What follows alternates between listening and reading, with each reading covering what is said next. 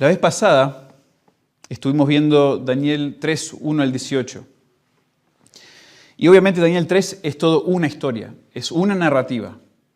Versículo 1 hasta el versículo 30. Pero decidí dividirlo en el medio, o más o menos en el medio, porque y yo leyendo a otros autores me he dado cuenta que los versículos 1 al 19 parece ser una escena donde el pueblo de Dios, los creyentes, están siendo a prueba ante la idolatría del mundo. Les expliqué la vez pasada. Y después en los versículos 19 al 30, Dios es el que está haciendo a prueba, en contraste o ante la soberbia de Nabucodonosor. Y aunque es una división, digamos, no que nos pide necesariamente el texto, es algo un poco artificial de parte mía, pero para tampoco abarcar tantos versículos decidí dividirlo de esa manera. Y esta segunda sección, pienso que vamos a ver en detalle cómo Dios está haciendo pruebas, sí. Y yo había dicho ante la soberbia de Nabucodonosor, pero no me quiero enfocar hoy en la soberbia de Nabucodonosor. Pienso que sí está ocurriendo allí, pero los capítulos 4 y 5 creo que enfatizan eso aún más. Creo que la intención de los versículos 19 al 30 es exhibirnos de una manera increíble el gran poder de Dios. Más específicamente el poder de Dios para librar a su pueblo, para rescatarlos. Y es intencional que se exhiba, que se vea y nos asombremos, nos sorprendamos. Pienso que el punto principal del texto aquí es exhibir, ilustrar este poder de Dios de tal manera que nos quede a nosotros grabados en la mente, que nos quede la imagen, la memoria, como cuando vemos a veces una pintura exquisita de uno de los museos tremendos de arte. Yo no soy ni romántico ni artístico para poder disfrutar quizás esas pinturas como debería, pero si fuéramos a un gran museo como el de Louvre en Francia y empezamos a mirar las pinturas, podríamos observar una pintura y tal es el asombro que el recuerdo de esa pintura, los detalles, demoran en escapar nuestra memoria. Quizá hoy en día es más común que nosotros veamos una película y de repente vemos una película tremenda, con una escena tremenda, y esa escena ahí nos queda, la recordamos. Y a veces hablamos con amigos y los detalles que te cuentan a veces. Yo no soy tan fanático, pero hay personas que te cuentan todos los detalles y todo lo que sucede detrás de la escena para que ocurran esos detalles. Tremendo. Pero si Daniel 3 fuera una pintura, no sería cualquier pintura. Sería una Mona Lisa. Sería una capilla sixtina del poder de Dios. Y realmente, no digo esto solo para querer de alguna manera atraparlos, sino que porque creo que es la intención del autor que nosotros veamos esta narración, esta historia, y que tenga ese efecto en nuestras mentes, que nos quede grabado.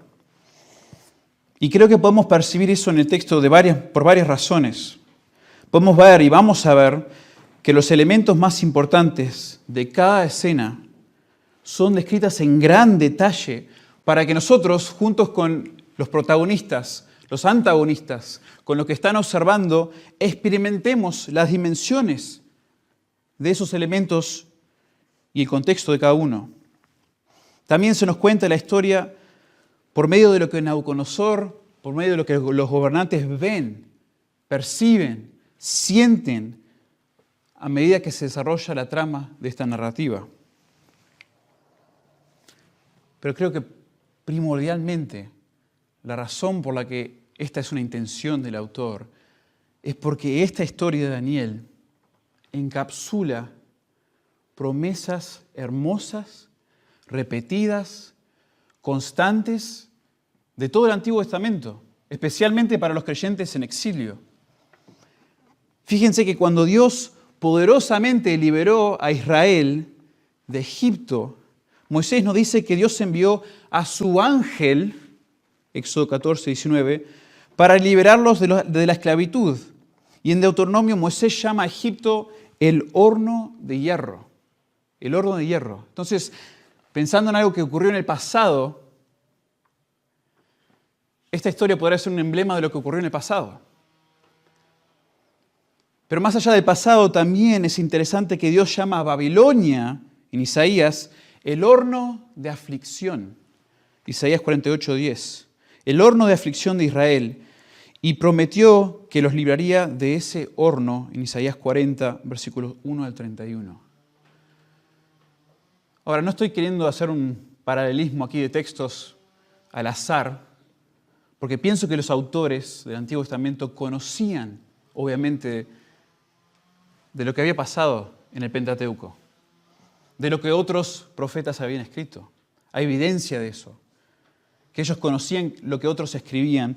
Y creo que Daniel, el autor de Daniel, a escribir esta narrativa histórica, todo es verdad, pero tiene una intención de grabar ciertos detalles que hagan que el pueblo de Israel piense, este pueblo exiliado, sufriendo, piense que es un emblema, es la Mona Lisa del sufrimiento, pero más que nada del poder de Dios para liberar a su pueblo de cual sea la aflicción, de cual sea el exilio.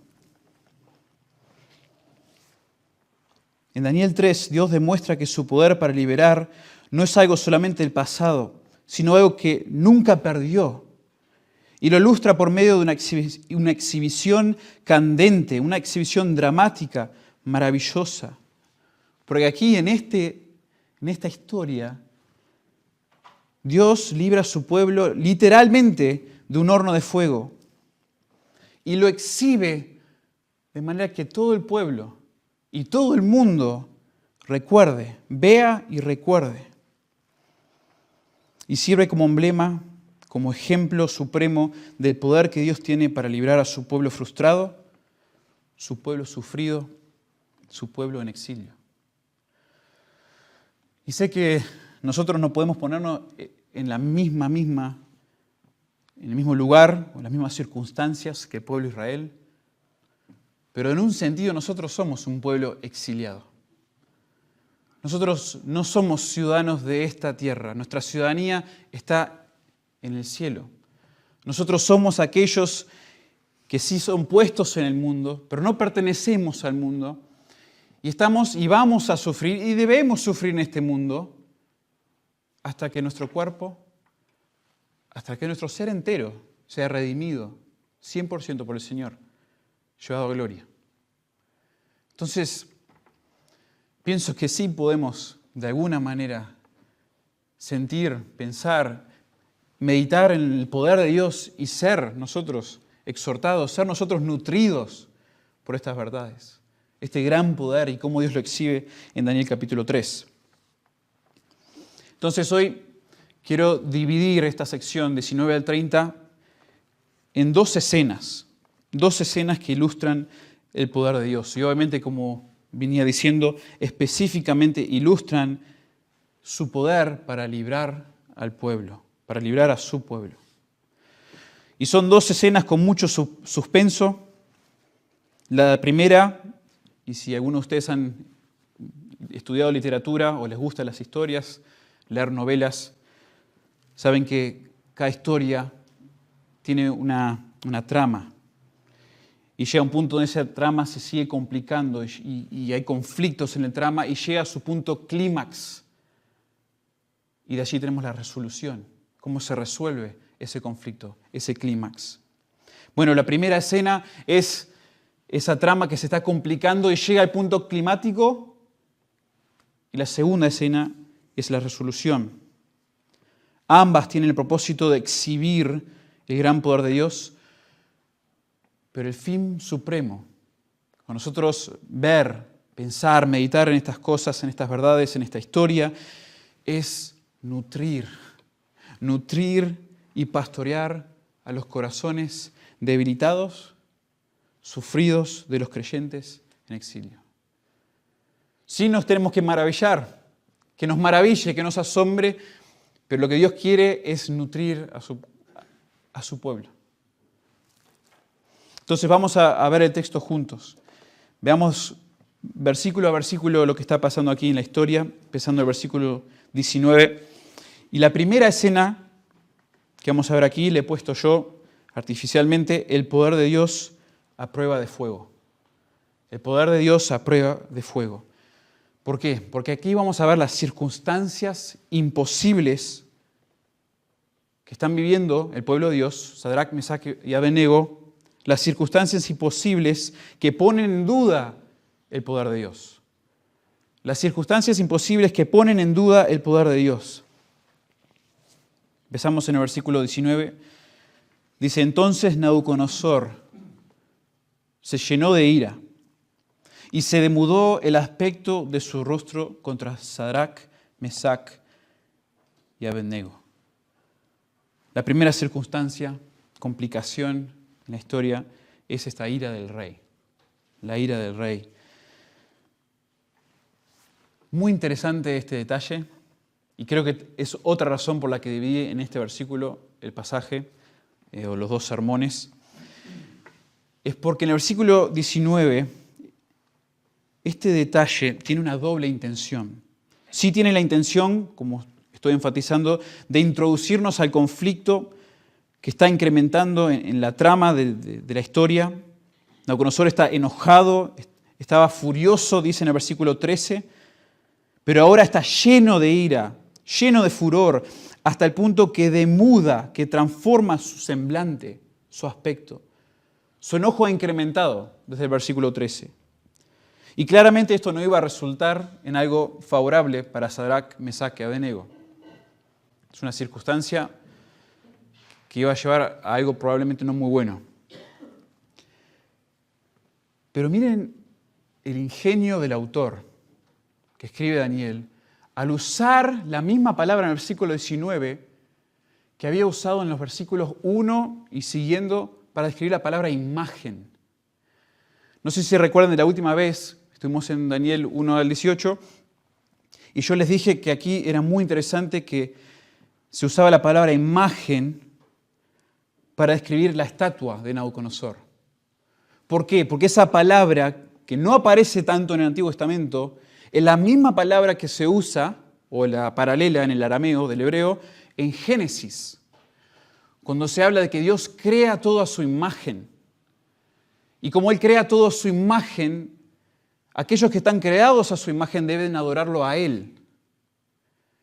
Y Nabucodonosor, nos dice el autor de Daniel, crea una estatua a la imagen de Él o de su reino y demanda que todos lo adoren.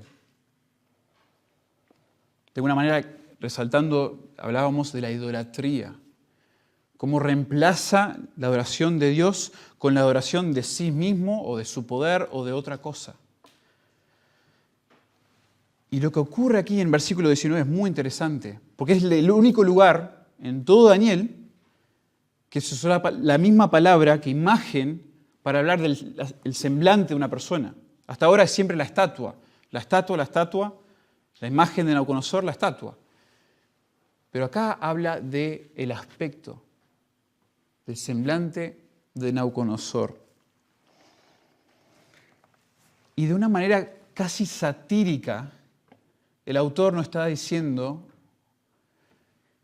volviendo a ese versículo 1, que detrás de la escena Nabucodonosor, aunque muestra este enojo, aunque muestra esta frustración y está por ser algo alocado, él no está en control. Dios está en control. Satíricamente el autor nos avisa que Nabucodonosor no es el más poderoso en esta escena.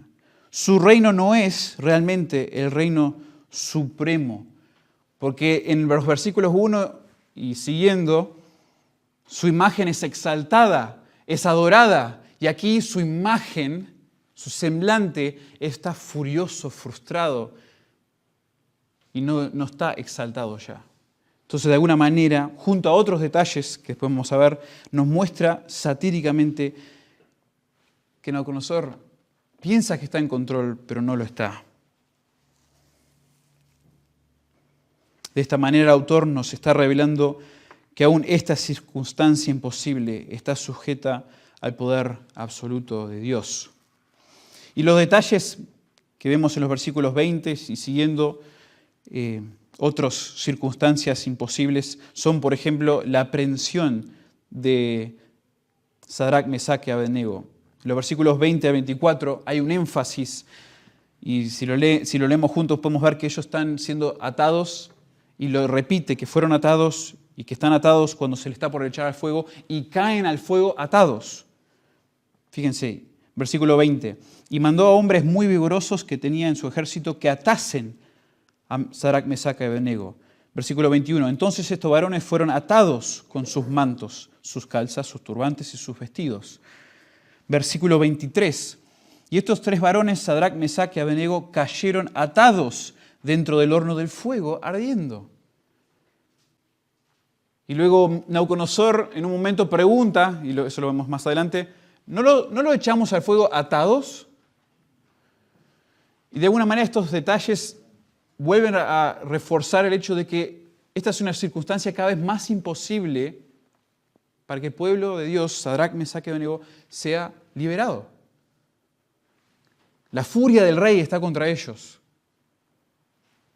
Ellos están atados. Y después también nos dice que están atados con elementos inflamables que quemarían sus cuerpos más rápido. Fíjense, ahí el versículo 20 también, creo que es, o el 21. Entonces estos varones fueron atados con sus mantos, sus calzas, sus turbantes y sus vestidos. O sea, no solamente son atados, sino que el escape y liberación de Sadrac, Mesac y Abednego se vuelve más imposible debido a que son atados con elementos inflamables que facilitarían la consumación de sus cuerpos. O sea, los atan con un montón de cosas para que prendan fuego enseguida y los queme y no puedan ser liberados. Nabucodonosor está furioso, ellos están atados. Los hombres a quien Nabucodonosor manda son hombres fuertes, valientes. Dice la Reina Valera, hombres muy vigorosos. Quizás la Biblia de las Américas es la que mejor resalta el original. Son guerreros valientes del ejército de Nabucodonosor. Son de los más fuertes. Son los hombres a quien Nabucodonosor mandaba para aquellos planes, aquellas estrategias más complicadas, ellos iban. Estos eran los hombres más fuertes y capaces de contener y ejecutar las órdenes del rey. Fíjense que en el trama se va complicando la situación de Sadrac, Mesac y Abednego. Cada vez más difícil su escape, cada vez más difícil que sean liberados. Y no falta mencionar el horno de fuego.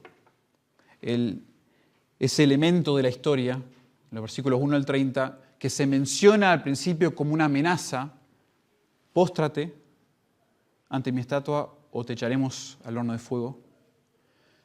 En los versículos 19 al 30 ya es un enfoque.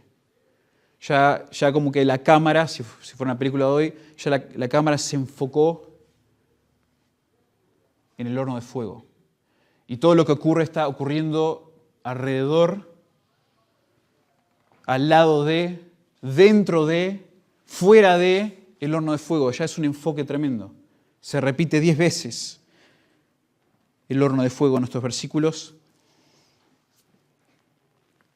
Y fíjense que este horno de fuego también es una complicación, es una circunstancia imposible para la liberación de Sadrac, Mesac y Abednego, porque primeramente, al enojarse Nabucodonosor, lo hace calentar 7 veces más de lo acostumbrado. Probablemente esto es una hipérbole, siendo que si lo fuera a calentar literalmente 7 veces más, sería quizás una imposibilidad física, pero la idea es que es una temperatura inaguantable. Consumiría cualquier cosa que se acerque a ese fuego. También es el lugar donde Sadrac, Mesac y Abednego perderán sus vidas al ser tirados por hombres valientes. Los hombres valientes mismos, fíjense, pierden sus vidas al acercarse al horno de fuego ardiendo, versículo 31. Entonces estos varones fueron atados con sus mantos, sus calzas, sus turbantes y sus vestidos, y fueron echados dentro del fuego ardiendo. Y como la orden del rey era apremiante y lo habían calentado mucho, la llama del fuego mató a aquellos que habían alzado a Sadrac, Mesac y Abednego. O sea, estos hombres que están agarrando a Sadrac, Mesac y Abednego, ellos mismos mueren solo por acercarse al horno de fuego.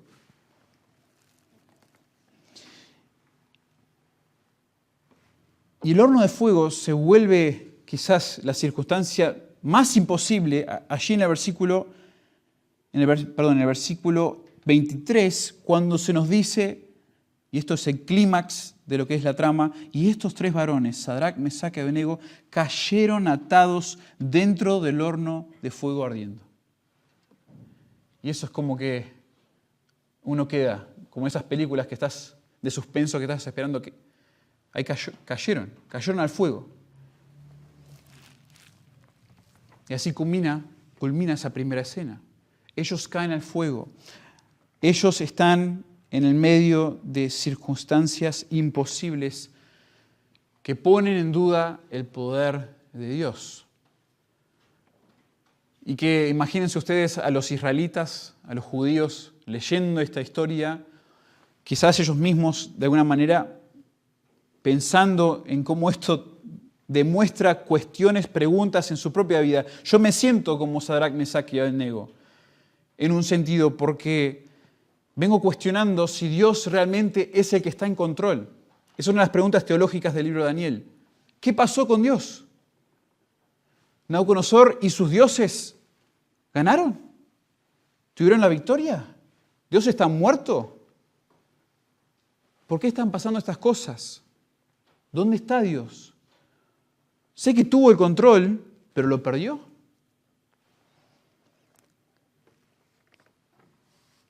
Bueno, a veces, no sé ustedes, pero quizás nosotros también nos sentimos así. Circunstancias imposibles en nuestra vida que ponen en duda el poder de Dios.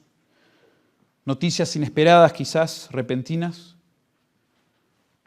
¿Qué pasó acá? ¿Qué pasó, Dios? O circunstancias que llevan años y no parecen mejorar. Dios, esto sigue y sigue y sigue. ¿Cuáles son esas circunstancias que te llevan a preguntar si Dios está en control todavía? O si de alguna manera Él ha perdido el control.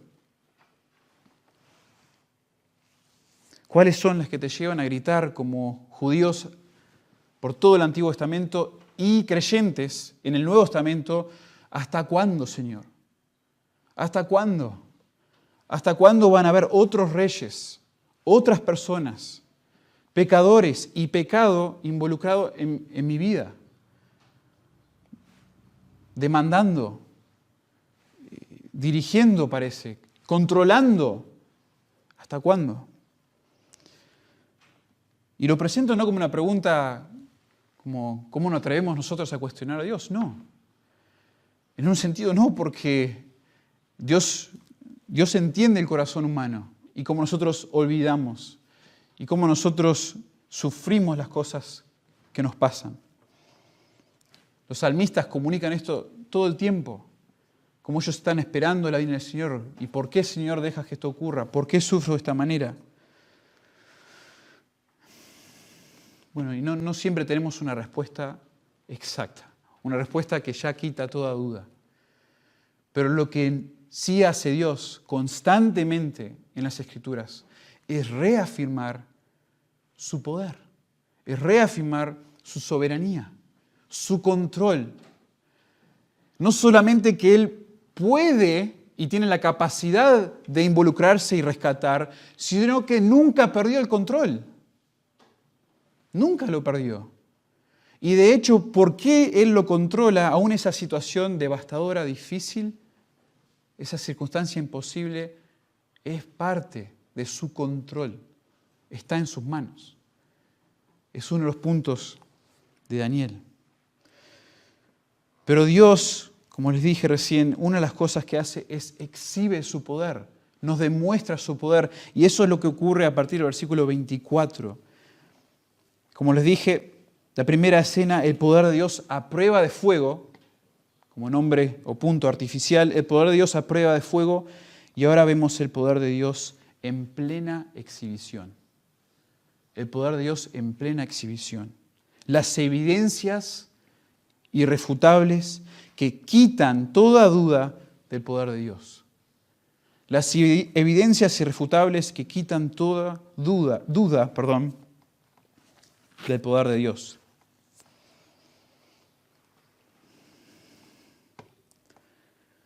Esta siguiente escena de la narrativa es lo que les mencionaba en cuanto a las historias. La historia llega en los conflictos a su punto climático y después la resolución. Esta escena es la resolución.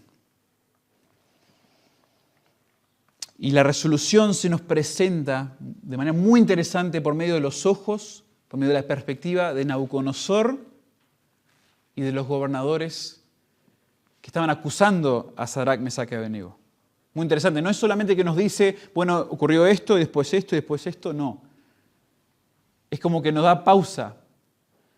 Caen los amigos de Daniel, caen Sadrach, Mesach y Abednego al fuego, y no es que nos dice, y esto ocurrió, sino que empieza a narrarnos por medio de la perspectiva, de los ojos de Nabucodonosor, cómo Nabucodonosor mira dentro del horno y describe lo que ve y les pregunta a los gobernadores y les contesta y les habla.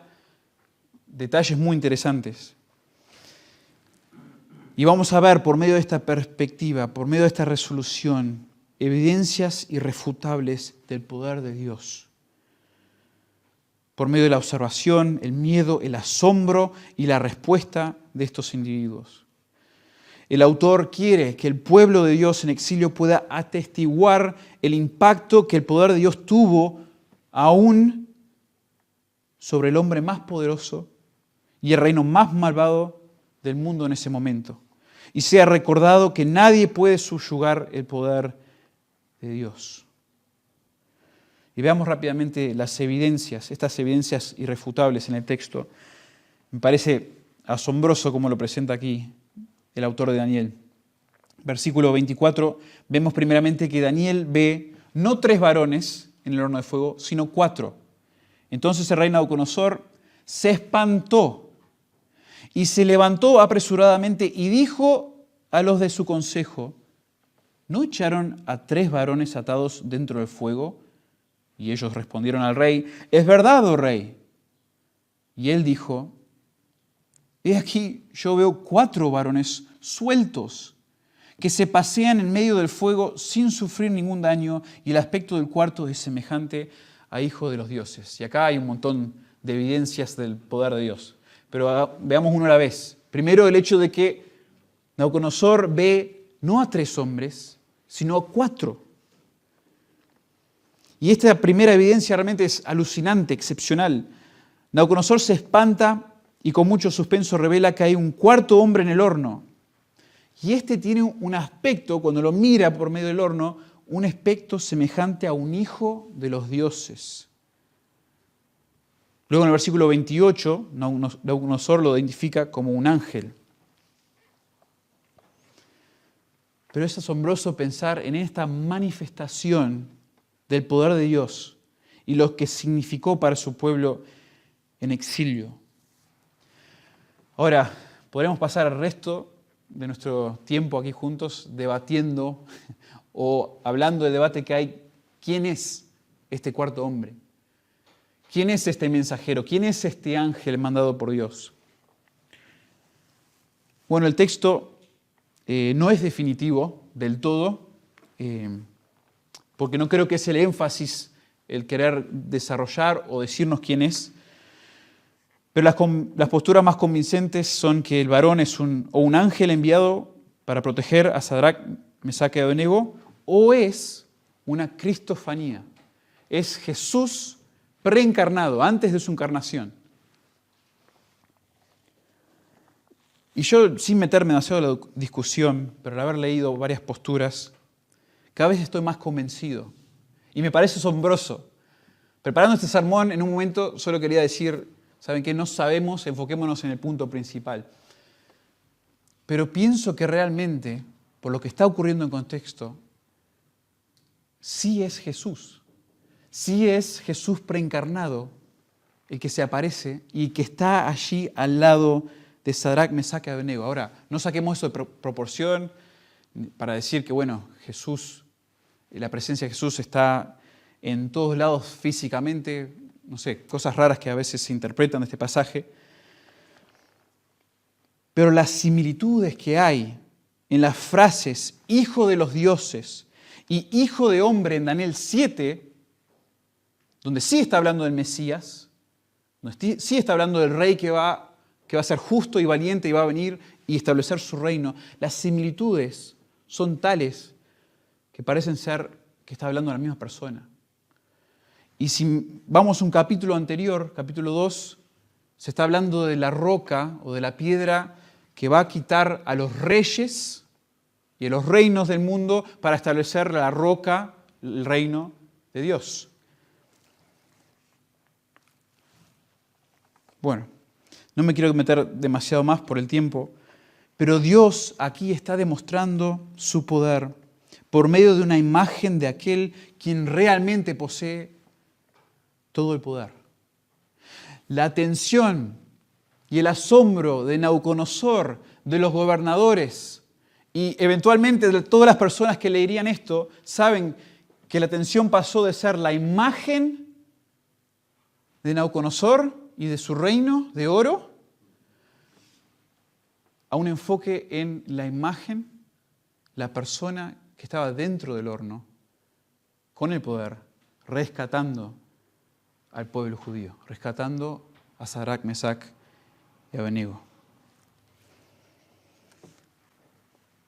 Y las otras evidencias también son increíbles. No solamente que no son 3 hombres, sino 4, pero también que ya no están atados, sino sueltos. Dice Nabucodonosor de nuevo en su pregunta, ¿no echaron a 3 varones atados dentro del fuego?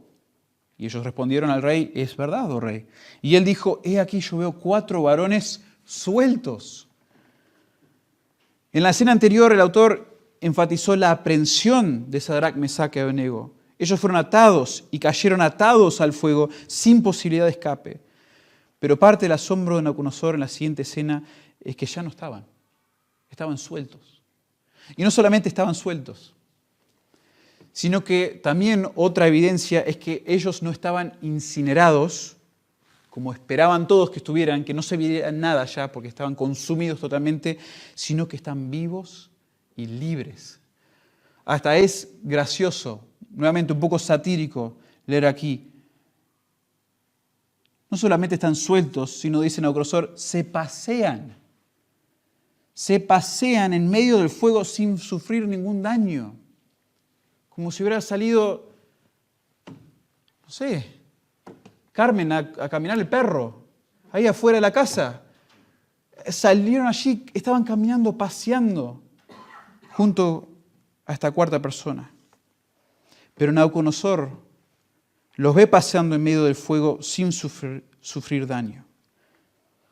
Y tomé un poco de tiempo para leer un artículo demasiado técnico de un estudiante de Harvard que se dedicó a analizar todas las implicaciones físicas, químicas y médicas del horno de fuego y el impacto que tendría sobre un cuerpo humano.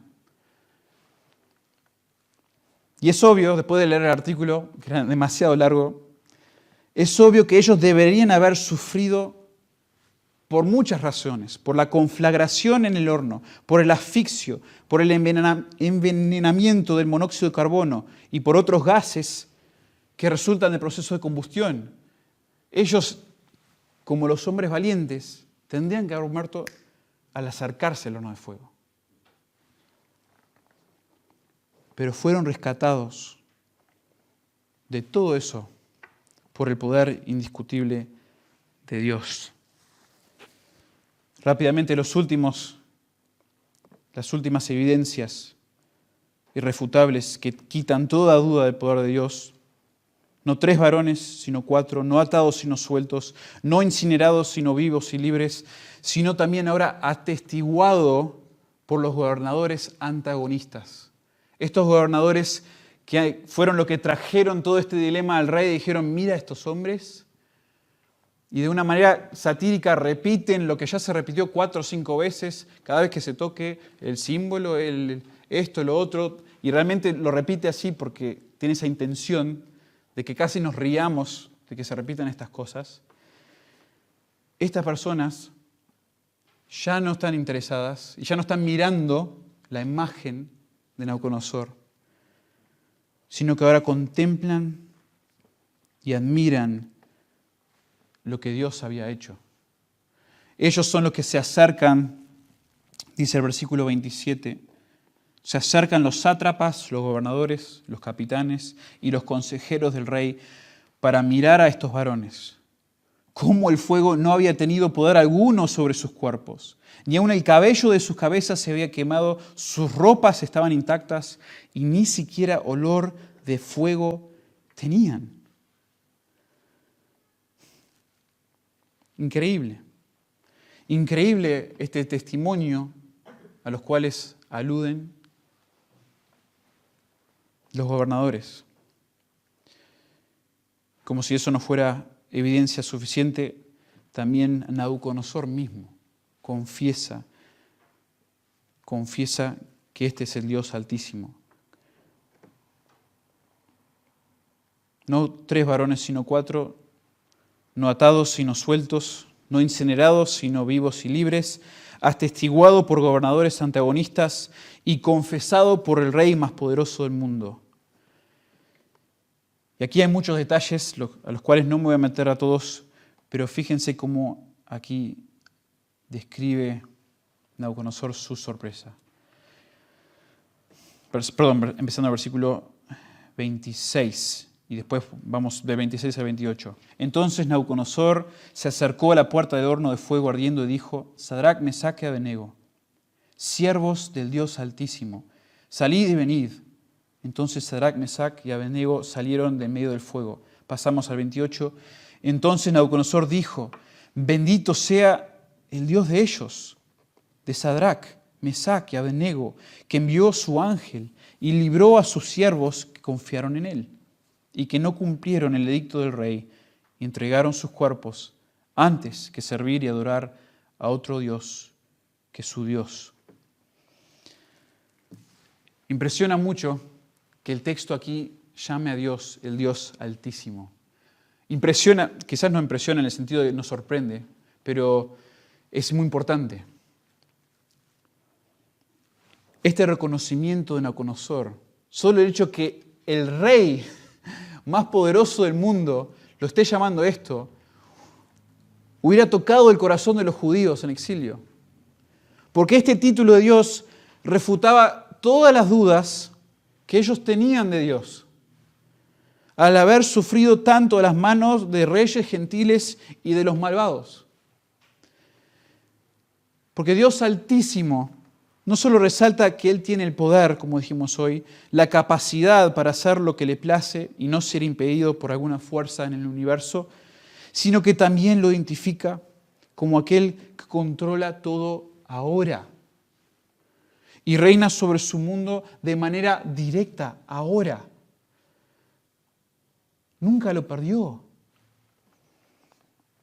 Un teólogo contemporáneo dice, esto es extremadamente importante porque descarta la idea de que Dios podría alejarse o abandonar a cierta porción o a ciertas personas de su creación a poderes enemigos que han tomado el control de ese poder y que lo usen para saltarnos de maneras que sobrepasan la capacidad de Dios para ayudarnos.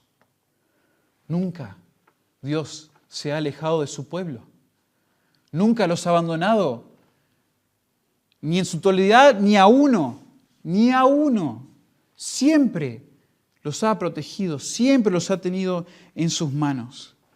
Siempre el control ha sido suyo. Él es el Dios Altísimo. Y la confesión incluye también que Dios envió a su ángel que libró a sus siervos, que no hay Dios que pueda librar como este.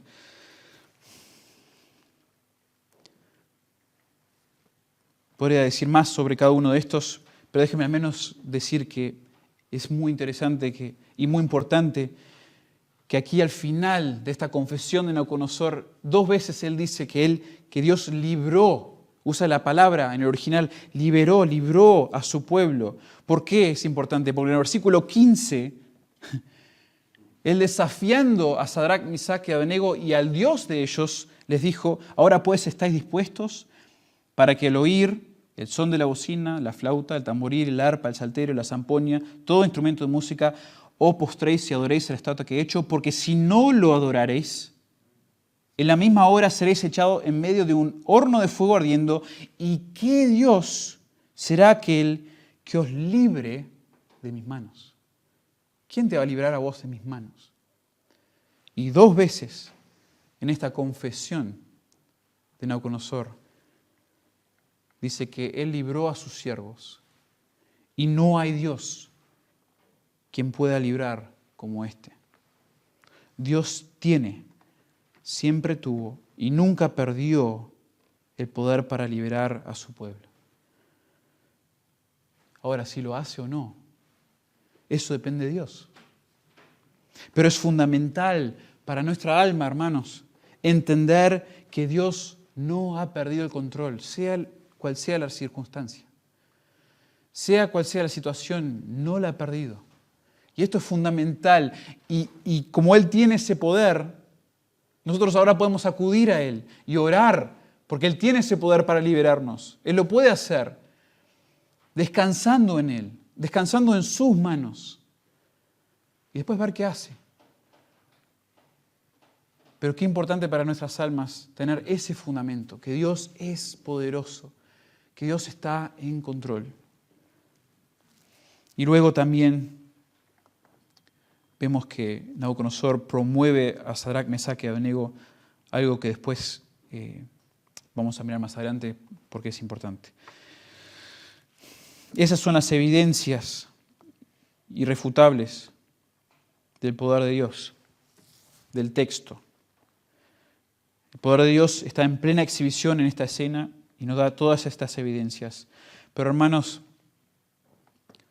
nosotros mismos, sin mirar o sin tener que mirar esta historia o meditar en ella, lo cual es bueno y debemos hacer, nosotros mismos tenemos muchas evidencias de que Dios tiene todo el poder.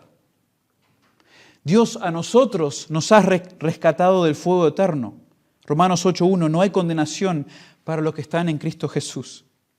Me encanta el pasaje de Colosenses 2, 13 al 15. Y a vosotros, estando muertos en pecados y en la incircuncisión de vuestra carne, os dio vida juntamente con Él. ¿Cómo? Perdonándoos todos los pecados, anulando el acta de los decretos que había contra nosotros, que nos era contraria, quitándola de en medio, clavándola en la cruz y despojando a los principados y a las potestades, los exhibió públicamente, triunfando sobre ellos en la cruz.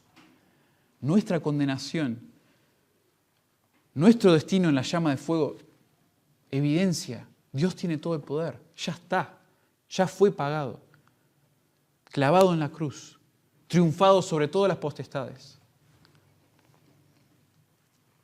Evidencia para nosotros, el pueblo contemporáneo, nos ha rescatado del fuego eterno, nos protege hoy del fuego satánico, solo para ilustrar cosas que tienen que ver con esto, digamos, que se conectan a cómo obra el mal en nuestras vidas. Segunda Tesalonicenses 3:3, fiel es el Señor que nos fortalecerá y protegerá del maligno. Santiago 4:7, someteos a Dios, resistid pues al diablo y huirá de vosotros. Me encanta 1 Juan 5:18, sabemos que todo aquel que ha nacido de Dios no practica el pecado, pues aquel que fue engendrado por Dios le guarda y el maligno no le toca.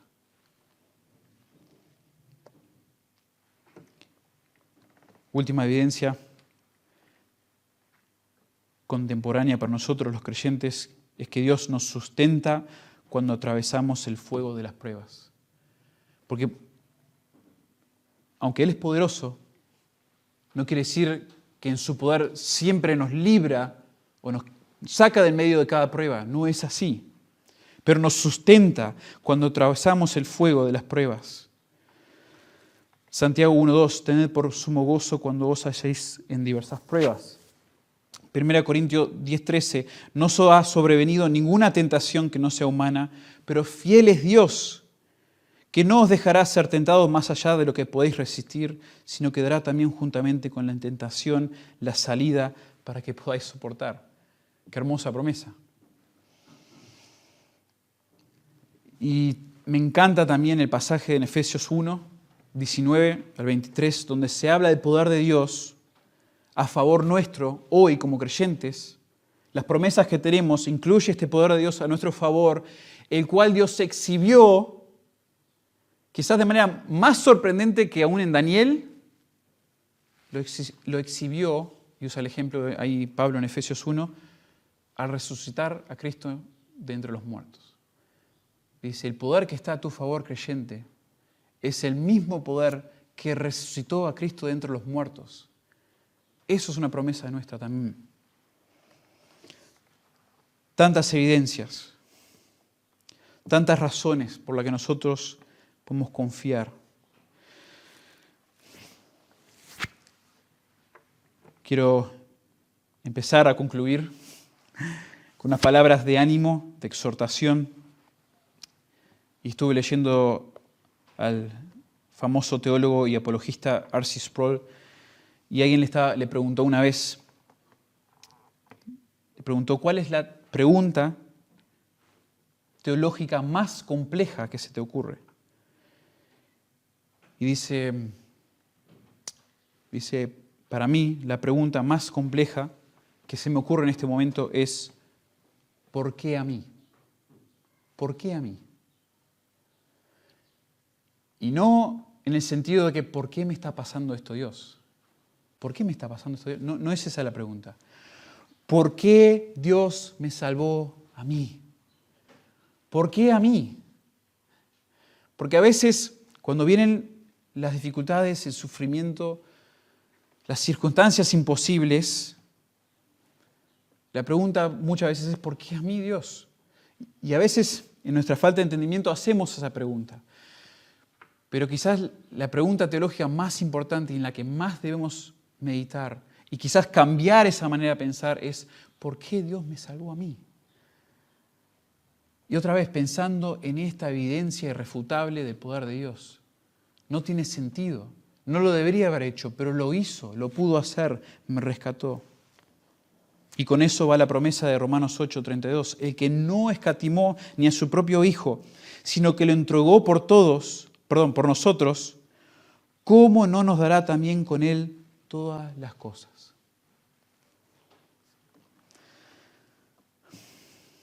Con esa palabra de ánimo para el creyente, solo pensando un poquito en Nabucodonosor y su soberbia. Y si fuéramos a analizar Daniel 2, 3 y 4, veremos que Nabucodonosor 2 veces confiesa a Dios y la exaltación de Dios. Al ver el poder de Dios y que Él es altísimo, igual parece que en 2 y 3 no hubo una conversión, no hubo un arrepentimiento. Pero lo vemos aquí expresando palabras hermosas de Dios.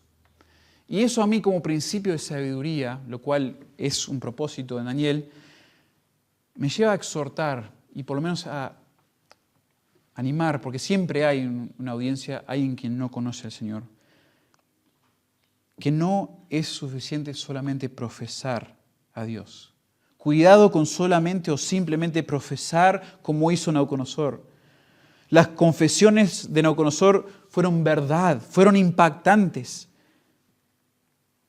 Pero hasta este punto, 2 veces, no se ha humillado y no se ha arrepentido ante Dios. Habrá muchos en el día final de sus vidas, cuando estén frente a Dios, que como Nabucodonosor confesaron a Dios, pero quienes no entrarán a su reino, porque no se han arrepentido y no se han humillado ante este Dios todopoderoso. Es lo que dice Jesús en Mateo 7. incluí una cita de un comentarista que me pareció interesante, la conexión que hizo, que él dice que hace Jesús en Mateo 13 con el horno de fuego en Daniel. Lo estoy analizando todavía, pero es una posibilidad. Dice el comentarista, Jesús advierte a sus contemporáneos que al final de los tiempos el Hijo del Hombre enviará a sus ángeles que arrojarán a los pecadores en el horno de fuego.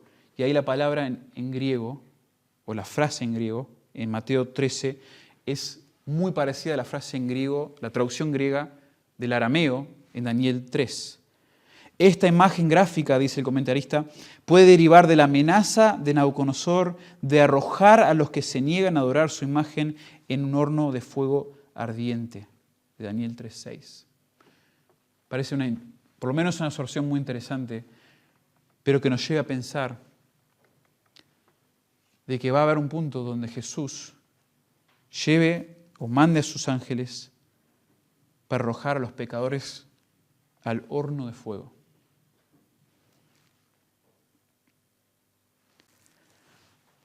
Y la pregunta es si ese es el destino de alguno que está escuchando hoy.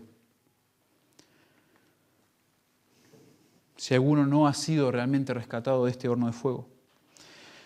El rey esperado por los judíos exiliados era el Mesías prometido. Un hombre enviado por Dios, justo y valiente, que tomaría la potestad de todos los reinos de la tierra. Esto es lo que esperaban. Los judíos que leyeron Daniel, que leyeron a todos los profetas, esperaban a este Mesías. Pero los profetas también nos revelan que este Mesías, para poder reinar nuevamente sobre el pueblo de Dios, necesitaría primero morir en el lugar del pueblo. Debería cargar sus pecados y recibir el castigo que merecidamente era de ellos. Eso nos habla muy claramente en Isaías 52-53. Jesús, nombre que conocemos todos, quizás no conocemos todos tanto el nombre Mesías, pero Jesús, el Mesías, sufrió, vino al mundo, sufrió la ira de su propio Padre en la cruz para que tengamos perdón de pecados. Y solo mediante su obra en la cruz y el poder de su resurrección podemos gozar de paz con Dios y vida eterna, fuera de las llamas eternas en el infierno. Pero no basta con decirle o llamarle Señor, o llamarle Dios, o llamarle mi Rey. Debes arrepentirte de tus pecados, debes rogar que Dios tenga misericordia de ti y que te salve de tus pecados y te sometes tu vida bajo Él, bajo su poder, su potestad, y que tu vida lo demuestre que Él es Rey. Si no, es solo una confesión, si no, es solo una profesión.